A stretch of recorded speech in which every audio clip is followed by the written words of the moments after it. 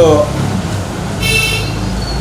ಕೋವಿಡ್-19ನ ಈ ಮಹಾಮಾರಿಯ ಹಿಮ್ಮೆಟ್ಟುವ ಸಲುವಾಗಿ ಇವತ್ತು ನಾವು ಉಳ್ಳಾಲ ಸಮುದಾಯ ಆರೋಗ್ಯ ಕೇಂದ್ರ ಮತ್ತು BK ಟ್ಯಾಕ್ಸಿ ಅಸೋಸಿಯೇಷನ್ನ ಜಂಟಿ ಸಹಯೋಗದಿಂದ ಇವತ್ತು ಟೂರಿಸ್ಟು ಚಾಲಕರು ಯಾರಿದ್ದಾರೆ, ಮಾಲಕರು ಯಾರಿದ್ದಾರೆ ಮತ್ತು ಅವರ ಕುಟುಂಬಗಳಿಗೆ ಪ್ರಾತಿನಿಧ್ಯದ ಮೇರೆಗೆ ಇವತ್ತು ನಾವಿಲ್ಲಿ ಒಂದು ಕೋವಿಡ್ ಲಸಿಕೆ ಕೊಡುವ ಒಂದು ಕಾರ್ಯಕ್ರಮವನ್ನು ಹಮ್ಮಿಕೊಂಡಿದ್ದೇವೆ. ಈ ಒಂದು ಕಾರ್ಯಕ್ರಮಕ್ಕೆ ಭಾಳಷ್ಟು ಶ್ರಮಪಟ್ಟಂತಹ ಅಥವಾ ಈ ಒಂದು ಕಾರ್ಯಕ್ರಮಕ್ಕೆ ಭಾಳಷ್ಟು ಉತ್ತೇಜನ ನೀಡಿದಂತಹ ಪ್ರಥಮವಾಗಿ ನಾವು ವಿದ್ಯಾಸಾಗರ್ ಅವರನ್ನು ಈ ಒಂದು ಕಾರ್ಯಕ್ರಮಕ್ಕೆ ನಾನೆಲ್ಲರ ಪರವಾಗಿ ಹೃತ್ಪೂರ್ವಕವಾಗಿ ನಾನು ಸ್ವಾಗತವನ್ನು ಬಯಸ್ತೇನೆ. ಅದೇ ರೀತಿ ನಮ್ಮ ಈ ಕಾರ್ಯಕ್ರಮಕ್ಕೆ, ನಮ್ಮ ಎಲ್ಲ ಕಾರ್ಯಕ್ರಮಕ್ಕೆ ಬಹಳ ಉತ್ತೇಜನವನ್ನು ಕೊಟ್ಟು ಬೆಂಬಲಿಸಿ ಈ ಒಂದು ಕಾರ್ಯಕ್ರಮದ ಉದ್ಘಾಟನೆಗಾಗಿ ಬಂದಿರುವಂತಹ ದಕ್ಷಿಣ ಕನ್ನಡ ಜಿಲ್ಲಾ ಕಾಂಗ್ರೆಸ್ಸಿನ ಉಪಾಧ್ಯಕ್ಷರಾದಂಥ ಸದಾಶಿವ ಉಳ್ಳಾಲ್ರವರಿದ್ದಾರೆ. ಅವರನ್ನು ಕೂಡ ತಮ್ಮೆಲ್ಲರ ಪರವಾಗಿ ನಾನು ಹೃತ್ಪೂರ್ವಕವಾಗಿ ಸ್ವಾಗತಿಸುತ್ತೇನೆ. ಅದೇ ರೀತಿ ದಕ್ಷಿಣ ಕನ್ನಡ ಜಿಲ್ಲಾ ಟ್ಯಾಕ್ಸಿ ಮತ್ತು ಮ್ಯಾಕ್ಸ್ ಕ್ಯಾಬ್ ಅಸೋಸಿಯೇಷನ್ನ ಕಾರ್ಯಾಧ್ಯಕ್ಷರಾದಂಥ ಪ್ರಮೋದ್ ಉಳ್ಳಾಲ್ರವ್ರ ಜೊತೆಯಲ್ಲಿದ್ದಾರೆ. ಅವರನ್ನು ಕೂಡ ತಮ್ಮೆಲ್ಲರ ಪರವಾಗಿ ನಾನು ಹೃತ್ಪೂರ್ವಕವಾಗಿ ಸ್ವಾಗತಿಸಿದ್ದೇನೆ. ಅದೇ ರೀತಿ ತೊಕ್ಕೋಟು ಟೂರಿಸ್ಟ್ ಕಾರು ಮತ್ತು ವ್ಯಾನು ಚಾಲಕ ಮಾಲಕರ ಸಂಘದ ಅಧ್ಯಕ್ಷರಾದಂಥ ಪ್ರಶಾಂತ್ ಆಳ್ವರ್ ಅವರು ನಮ್ಮ ಜೊತೆ ಇದ್ದಾರೆ. ಅವರನ್ನು ಕೂಡ ನಾನು ಹೃತ್ಪೂರ್ವಕವಾಗಿ ಸ್ವಾಗತಿಸಿದ್ದೇನೆ. ಈ ಒಂದು ಕಟ್ಟಡ ಅಂದರೆ ಅಂಗನವಾಡಿ ಕೇಂದ್ರ ನವಚೇತನ್ ಕ್ಲಬ್ಬಿನ ನೇತಾರರಾದಂಥ ವಿನೋದ್ ಕುಂಪಲ್ರವರು ನಮ್ಮ ಜೊತೆ ಇದ್ದಾರೆ. ಅವರನ್ನು ಕೂಡ ತಮ್ಮೆಲ್ಲರ ಪರವಾಗಿ ನಾನು ಹೃತ್ಪೂರ್ವಕವಾಗಿ ಸ್ವಾಗತಿಸಿದ್ದೇನೆ. ಅದೇ ರೀತಿ ನವಚೇತನ್ ಕ್ಲಬ್ಬಿನ ಅಧ್ಯಕ್ಷರಾದಂಥ ಶ್ರೀಯುತ ಸಾಜಿದ್ ರವರು ನಮ್ಮ ಜೊತೆ ಇದ್ದಾರೆ. ಅವರನ್ನು ಕೂಡ ನಾನು ಹೃತ್ಪೂರ್ವಕವಾಗಿ ನಮ್ಮೆಲ್ಲರ ಪರವಾಗಿ ಸ್ವಾಗತಿಸಿದ್ದೇನೆ. ನಮ್ಮ ಟ್ಯಾಕ್ಸಿ ಮ್ಯಾನ್ ಅಸೋಸಿಯೇಷನ್ನ ಉಪಾಧ್ಯಕ್ಷರಾದಂಥ ಹರೀಶ್ ಕುತ್ತಾರ್ ಅವರು ನಮ್ಮ ಜೊತೆ ಇದ್ದಾರೆ. ಅವರನ್ನು ಕೂಡ ತಮ್ಮೆಲ್ಲರ ಪರವಾಗಿ ಹೃತ್ಪೂರ್ವಕವಾಗಿ ನಾನು ಸ್ವಾಗತಿಸಿದ್ದೇನೆ. ಅದೇ ರೀತಿ ನಮ್ಮೆಲ್ಲರ ಯುವ ನಾಯಕರಾದಂತಹ ಭಗವಂತ್ ದಾಸ್ ರವರು ಇದ್ದಾರೆ. ಅವರನ್ನು ಕೂಡ ನಮ್ಮೆಲ್ಲರ ಪರವಾಗಿ ನಾನು ಹೃತ್ಪೂರ್ವಕವಾಗಿ ಸ್ವಾಗತಿಸುತ್ತಾ, ಇವತ್ತು ನಮಗೆ ಯಾರು ಕೋವಿಡ್ನ ಲಸಿಕೆ ನೀಡಲು ಬಂದಂಥ ಎಲ್ಲ ಸಿಬ್ಬಂದಿ ವರ್ಗಕ್ಕೂ, ಅದೇ ರೀತಿ ಅಂಗನವಾಡಿ ಕೇಂದ್ರದ ಶಿಕ್ಷಕ ವರ್ಗಕ್ಕೂ, ಅದೇ ರೀತಿ ಆಶಾ ಕಾರ್ಯಕರ್ತರಿಗೂ, ಟ್ಯಾಕ್ಸಿ ಚಾಲಕ ಮಾಲಕರ ಎಲ್ಲ ಸದಸ್ಯರಿಗೂ ನಾನು ಸ್ವಾಗತ ಮಾಡುತ್ತಾ, ಇವತ್ತು ಲಸಿಕೆ ಬಹಳ ವಿಳಂಬ ಆಯಿತು. 1 ತಿಂಗಳಾಯಿತು ಎಲ್ಲರೂ ನಮಗೆ ಹೆಸರನ್ನು ನೋಂದಾಯಿಸಿ. ಆದರೆ ಈ 1 ತಿಂಗಳಿಂದ ನಮಗೆ ಅವರಿಗೆ ಲಸಿಕೆ ಈ ಒಂದು ಕಾರ್ಯಕ್ರಮ ಇಡಲಿಕ್ಕೆ ಆಗಲಿಲ್ಲ. ಯಾಕೆಂತ ಹೇಳಿದರೆ ಲಸಿಕೆ ಬರುವುದೇ ವಿರಳವಾಗಿತ್ತು. ಆದ್ದರಿಂದ ಒಂದಿಷ್ಟು ಜನರು ಬೇರೆ ಬೇರೆ ಕಡೆಯಲ್ಲಿ ತಗೊಂಡಿದ್ದರು. ನಮಗೆ ಹೋದ ತಿಂಗಳಲ್ಲಿ ದಕ್ಷಿಣ ಕನ್ನಡ ಜಿಲ್ಲಾ ಟ್ಯಾಕ್ಸ್ ಮ್ಯಾನ್ ಅಸೋಸಿಯೇಷನ್ನ ಮನವಿ ಮೇರೆಗೆ ನಮಗೆ ಜಿಲ್ಲಾ ಕೇಂದ್ರದಲ್ಲಿ ಸರ್ಕಾರಿ ಕಾಲೇಜಲ್ಲಿ ಕೂಡ ನಮಗೆ ಸಾಧಾರಣ ಒಂದು 500ಕ್ಕಿಂತ ಹೆಚ್ಚು ಲಸಿಕೆಯನ್ನು ಸರ್ಕಾರ ನೀಡಿತ್ತು. ಅದನ್ನೆಲ್ಲವನ್ನು ನಮ್ಮ ಚಾಲಕ ಮಿತ್ರರು ಪಡ್ಕೊಂಡಿದ್ದರು. ಆದ್ದರಿಂದ ಈ ಭಾಗದವರು ಸ್ವಲ್ಪ ಉಳ್ಕೊಂಡಿದ್ದರಿಂದ ನಾವು ನಮ್ಮ ಇಲ್ಲಿಯ ಜನಪ್ರಿಯ ಶಾಸಕರಾದಂಥ UT ಖಾದರ್ ಅವರಲ್ಲಿ ನಾವು ಮನವಿ ಮಾಡಿದ ಮೇರೆಗೆ ನಮಗೆ ಖಂಡಿತವಾಗಿಯೂ ಲಸಿಕೆ ಒದಗಿಸುವ ಒಂದು ಮಾತನ್ನು ಅವರು ನೀಡಿದ್ರು. ಆ ಮಾತು ಇವತ್ತು ನೆರವೇರಿದೆ. ಅವರಿಗೂ ತಮ್ಮೆಲ್ಲರ ಪರವಾಗಿ ನಾನು ಮತ್ತೊಮ್ಮೆ ಅಭಿನಂದನೆಯನ್ನು ಸಲ್ಲಿಸುತ್ತಾ, ಅದೇ ರೀತಿ ಇವತ್ತು ನಾವು ಯಾವ ರೀತಿ ಈ ಒಂದು ಲಸಿಕೆ ಅಭಿಯಾನವನ್ನು ಹಮ್ಮಿಕೊಂಡಿದೆ ಅಂತ ಹೇಳಿದರೆ, ಮೊದಲೇ ನಾವು ಯಾರು ನಮ್ಮಲ್ಲಿ ಹೆಸರು ಮತ್ತು ಆಧಾರವನ್ನು ಕೊಟ್ಟಿದ್ದಾರೆ ಅವರ ಹೆಸರನ್ನು ನೋಂದಾಯಿಸಿಕೊಂಡು ಇಲ್ಲಿ ನಾವು ಮಾಡುವಂಥದ್ದು. ಯಾರೂ ಕೂಡ ಇಲ್ಲಿಗೆ ಬಂದು ರಿಜಿಸ್ಟ್ರೇಷನ್ ಮಾಡುವಂಥ ಕ್ರಮ ಇಲ್ಲ ಇಲ್ಲಿ. ದಯವಿಟ್ಟು ಯಾಕಂತ ಹೇಳಿ ಈ ಮಾತನ್ನು ಯಾಕೆ ಹೇಳ್ತಾ ಇದ್ದೇನೆ ಅಂತ ಹೇಳಿದರೆ, ನಿನ್ನೆ ಸ್ವಲ್ಪ ವಾಟ್ಸಪ್ಪಲ್ಲೆಲ್ಲ ವೈರಲ್ ಮಾಡಿದ್ದಾರೆ. ಇಲ್ಲಿ ರಿಜಿಸ್ಟ್ರೇಷನ್ ಮಾಡ್ತಾರೆ, ಇಲ್ಲಿ ಲಸಿಕೆ ಕೊಡ್ತಾರೆ ಚಾಲಕರಿಗೆ, ರಿಕ್ಷಾ ಚಾಲಕರಿಗೆ. ಅದರ ಜೊತೆಗೆ ರಿಕ್ಷಾ ಚಾಲಕರನ್ನು ಕೂಡ ನಾವು ಇಲ್ಲಿ ಸೇರಿಸಿಕೊಂಡಿದ್ದೇವೆ. ಬಸ್ ಚಾಲಕರನ್ನು ಕೂಡ ಸ್ವಲ್ಪ ಸೇರಿಸಿಕೊಂಡಿದ್ದೇವೆ. ಗೂಡ್ಸ್ ವಾಹನದಲ್ಲಿ ದುಡಿಯುವಂತಹ ಅವರನ್ನು ಕೂಡ ಸೇರಿಸಿಕೊಂಡಿದ್ದೇವೆ. ಸರ್ಕಾರದ ನಿಯಮ ಇದೆ, ಸಾರ್ವಜನಿಕರಲ್ಲಿ ಯಾರು ಹೆಚ್ಚು ಸಂಪರ್ಕವನ್ನು ಹೊಂದಿರ್ತಾರೋ, ಸಾರ್ವಜನಿಕರ ಜೊತೆ ಯಾರು ಕೆಲಸ ಮಾಡ್ತಾರೋ ಅವರಿಗೆ ಪ್ರಪ್ರಥಮವಾಗಿ ಲಸಿಕೆ ನೀಡಬೇಕು. ಯಾಕಂತ ಹೇಳಿದರೆ ಏನಾದರೂ ರೋಗ ಹರಡುತ್ತಿದ್ದರೆ ಬೇಗನೆ ಅವರ ಮೂಲಕ ಹರಡ್ತದೆ.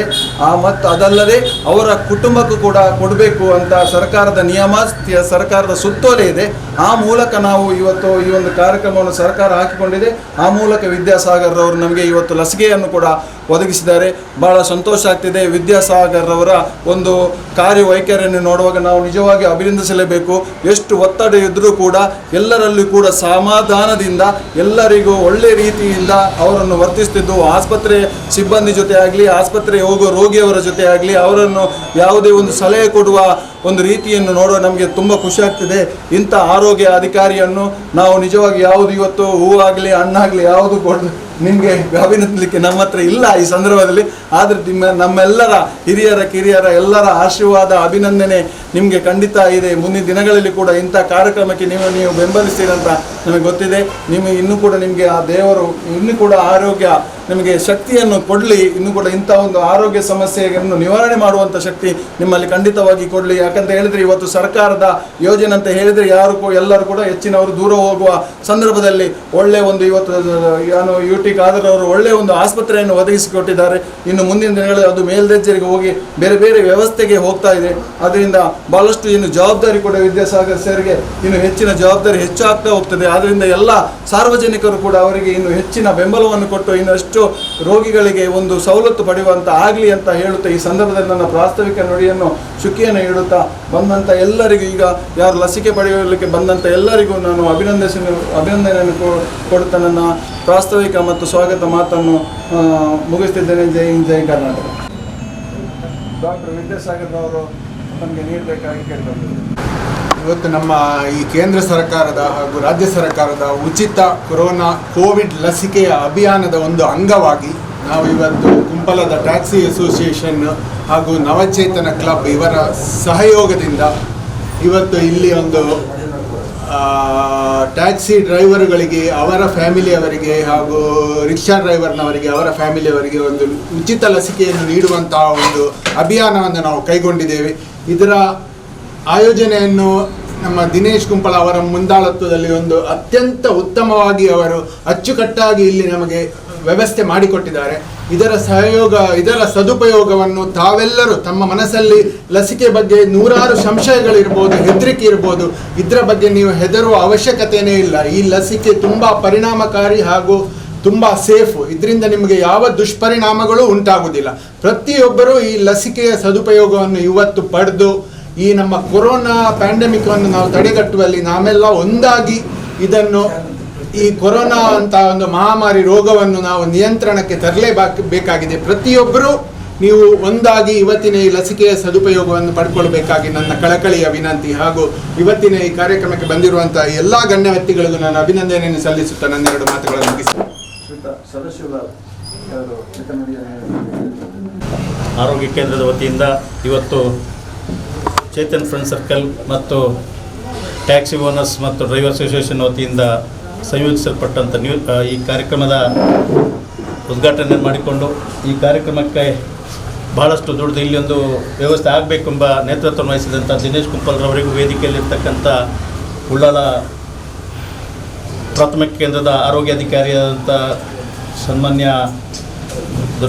ವಿದ್ಯಾಸಾಗರ್ ಅವರಿಗೂ ಮತ್ತು ಎಲ್ಲ ಪದಾಧಿಕಾರಿಗಳಿಗೆ ನಾನು ಈ ಭಾಗದ ಜನರ ಪರವಾಗಿ ಕೃತಜ್ಞತೆಯನ್ನು ಹೇಳಲಿಕ್ಕೆ ಇಚ್ಛೆಪಡ್ತಾಯಿದ್ದೇನೆ.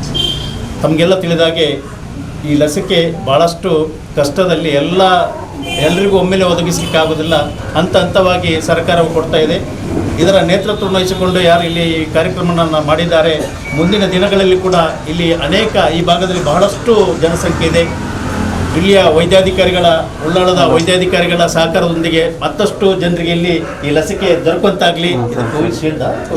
ಕೋವಿಶೀಲ್ಡನ್ನು ಇವತ್ತು ಕೊಡ್ತಾ ಇದ್ದಾರೆ. ಈ ಲಸಿಕೆಯನ್ನು ಪಡೆಯುವುದರಲ್ಲಿ ಯಾರು ಹೆದರುವಂಥ ಪ್ರಶ್ನೆಯೇ ಇಲ್ಲ. ನಾನು ಈಗಾಗಲೇ 2 ಲಸಿಕೆಗಳನ್ನು ಕೂಡ ಪಡೆದಿದ್ದೇನೆ. ಯಾವುದೇ ಒಂದು ಸಮಸ್ಯೆಗಳು ನನಗೆ ಆಗಲಿಲ್ಲ. ನಮ್ಮ ಮನೆಯವರಿಗೂ ಅಥವಾ ನಮ್ಮ ಮಕ್ಕಳು ಯಾರಿಗೇನು ತೊಂದರೆ ಆಗಲಿಲ್ಲ. ನಮ್ಮ ಈ ರೋಗದ ಇದಕ್ಕೋಸ್ಕರ ತಡೆಗಟ್ಟುವಲ್ಲಿ ನಾವು ಎಲ್ಲರೂ ಲಸಿಕೆಯನ್ನು ಪಡ್ಕೊಳ್ಬೇಕು ಅಂತ ಈ ಭಾಗದ ಜನರಲ್ಲಿ ವಿನಂತಿ ಮಾಡಿಕೊಂಡು ಇನ್ನೂ ಹೆಚ್ಚಿನ ಭಾಗದ ಜನರಿಗೆ ಇಲ್ಲಿ ಈ ಅವಕಾಶ ಲಭಿಸುವಂತೆ ಆಗಲಿ. ಆ ಮೂಲಕ ಇಲ್ಲಿಯ ವೈದ್ಯಾಧಿಕಾರಿಗಳು ಮತ್ತು ವೈದ್ಯಕೀಯ ಸಿಬ್ಬಂದಿಗಳನ್ನು ಎಲ್ಲರನ್ನು ನಾನು ಈ ಭಾಗದ ಜನರ ಪರವಾಗಿ ಅಭಿನಂದಿಸಿ ನನ್ನೆರಡು ಮಾತನ್ನು ಮುಕ್ತಾಯಗೊಳಿಸ್ತೇನೆ. ಜೈ.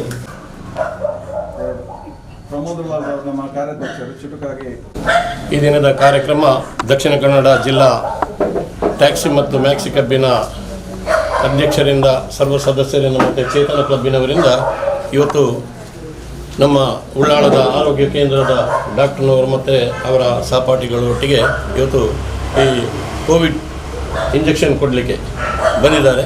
ಅದರಿಂದ ನಾನು ಹೇಳುವುದಂತ ಹೇಳಿದರೆ, ಭೂಲೋಕದಲ್ಲಿ ಅಧರ್ಮ ಅನ್ಯಾಯ ಜಾಸ್ತಿ ಆಗಿದ್ದರಿಂದ ದೇವರು ಒಂದು ರೂಪದಲ್ಲಿ ಬಂದಾನೆ. ನಮಗೆ ಇರುವುದು ಗಾಳಿ ಬೆಳಕು ನೀರು ಮಾತ್ರ, ಬೇರೆ ಯಾವುದು ಬೇಡ. ಗಾಳಿ ಬೆಳಕು ಮನುಷ್ಯನಿಗೆ ಬೇಕು, ಹಾಗೆ ಬರುವುದು ಹಾಗೆ. ಈಗ ಗಾಳಿಯಲ್ಲಿ ಬಂದಿದೆ, ಬೆಂಕಿಯಲ್ಲಿ ಬರ್ತದೆ, ನೀರಿನಲ್ಲಿ ಬರ್ತದೆ. ಇದೆಲ್ಲ ಒಂದು ಭಯ ಮನುಷ್ಯರಿಗೆ. ಅದರಿಂದ ಜೀವ ಉಳಿಸಲಿಕ್ಕೋಸ್ಕರ ನಾವು ಈ ಇಂಜೆಕ್ಷನ್ ಕೊಡಬೇಕಂತ ಹೇಳುವಾಗ ಕೆಲವರು ಮೂಢನಂಬಿಕೆಯಲ್ಲಿ ತುಂಬ ಹಿಂದೆ ಇದ್ದು ಹೋದರು. ನಾನು 72 ವರ್ಷ ಆಯಿತು. ನಾನು ಫಸ್ಟ್ ಡಾಕ್ಟರ್ ಹತ್ರ ಹೋಗುವ 9 ಜನ ಬಂದಿದ್ದರು, ಸೆಕೆಂಡ್ ಹೋಗುವ 17 ಜನ. ಆಗ ಜನ ಇರಲಿಲ್ಲ, ಆಮೇಲೆ ಜನ ಬೀಳ್ಲಿಕ್ಕೆ ಶುರು. ಯಾರ ಮಾತು ನೀವು ಕೇಳಬೇಡಿ. ಇದು ಒಂದು ಎನರ್ಜಿ, ಅಂದರೆ ಗೇಟ್ನಲ್ಲಿ ಒಂದು ಸೆಕ್ಯೂರಿಟಿ ಗಾರ್ಡ್ ಇಟ್ಟಾಗೆ ಈ ಇಂಜೆಕ್ಷನ್ ಒಳಗೆ ಬಾರದಾಗ ಅದು ನೋಡಿಕೊಳ್ತದೆ. ನಾವು ಎನರ್ಜಿ ಫುಡ್ ತಗೊಳ್ಬೇಕು. ಆದರೂ ನಾನು ಒಂದು ಮಾತು ಹೇಳ್ತೇನೆ, ನಮ್ಮ ಜೀವ ಉಳಿಸಲಿಕ್ಕೆ ಹಣ ಇದ್ದರೂ ಹಣ ಇಲ್ಲದಿದ್ದರೂ ನಮಗೆ ಬೇಕಾದ ಡಾಕ್ಟರ್ ಮತ್ತು ಆಯಾ ಸರ್ವ ಅವರ ಆಯಾ ಡಾಕ್ಟರ್ ಅಸಿಸ್ಟೆಂಟ್ಗಳು. ನಾವು ದೇವರತ್ರಲ್ಲಿ ಬೇಡುವುದು ಅವರಿಗೆ ಬೇಡಬೇಕು. ಆದ್ದರಿಂದ ಇದೊಂದು ಒಳ್ಳೆಯ ಕಾರ್ಯಕ್ರಮ ದಿನೇಶ್ ಕುಂಬಾಳ್ ನಮ್ಮ ಅಧ್ಯಕ್ಷರ ಮುಖಾಂತರ ಚೇತನ್ ಕ್ಲಬ್ಬಿಂದ ಇಟ್ಟಿದ್ದೀರಿ. ಸರ್ವರು ಬಂಧು ನಿಯಮಿತಗಳು ಸರಿ ಆಲೋಚನೆ ಮಾಡಿ, ಇದರಲ್ಲಿ ಜಾತಿ ಭೇದ ಪಕ್ಷ ಭೇದ ಏನಿಲ್ಲ. ಮುಂದೆಗೂ ಇನ್ನು ಆಸುಪಾಸಿನ ಕ್ಲಬ್ಬಿನವರು ಭಜನೆ ಗುಡಿಯವರು ಇಂಥದ್ದು ಪ್ರೋಗ್ರಾಮ್ ಮಾಡಿದರೆ ಜನರಿಗೆ ಸುಲಭದಲ್ಲಿ ಸಿಗ್ತದೆ. ಅಂದರೆ ಡಾಕ್ಟರ್ನವರಿಗೆ ಅಲ್ಲಿ ಹೋಗಿ ನಾವು ಕಾಯೋ ಬದಲು ಅವರೇ ಬಂದು ಇಲ್ಲಿ ನಿಮ್ಮ ಕಾಲಿನ ಬುಡಕ್ಕೆ ಬಂದು ಕೊಡುವ ಒಂದು ವ್ಯವಸ್ಥೆ ಉಂಟು. ಅದನ್ನು ನೀವು ಮಾಡಿಕೊಳ್ಬೇಕು. ಇಲ್ಲಿ MLA ಕೂಡ ಇದ್ದಾರೆ, ಖಾದರ್, ಅವರದ್ದು ಮಾತಾಡಿದರೆ ಆಗ್ತದೆ. ಅದರಿಂದ ದಯವಿಟ್ಟು ನಾನು ನಿಮ್ಮಲ್ಲಿ ಎಲ್ಲರಿಂದ ಕೈ ಮುಗಿಯುವುದು ಅಂತ ಹೇಳಿದರೆ, ಆಯಾ ಮತ್ತು ನರ್ಸ್ಗಳಿಗೆ, ಡಾಕ್ಟರ್ನವರಿಗೆ, ಅವರ ಸಂಸಾರಕ್ಕೆ ಅವರಿಗೆ ದೇವರು ಆಯುಷ್ಯ ಇದ್ದಷ್ಟು ದಿವಸ ಆರೋಗ್ಯ ಕೊಡಲಿ ಅಂತ ಹೇಳಿ ನಾನು ಈ ಮಾತನ್ನು